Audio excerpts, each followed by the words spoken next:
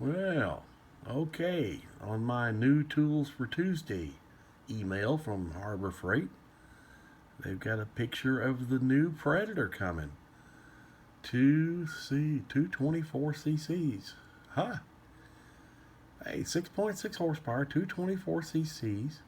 Overhead valve, of course. 224. That's 12 cc's over the old one. That's pretty good.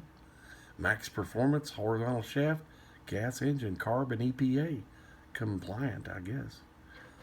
But at least we have a picture of it now. I mean, we can look at the picture.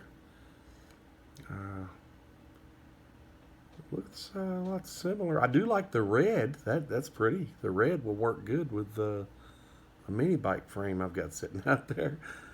But yeah, recommended for you. Coming soon. I think they're trying to do us like Apple does on the iPhones, and maybe probably put one or two in each store. So build up a demand or something. I don't know, but it does look pretty good, I gotta say.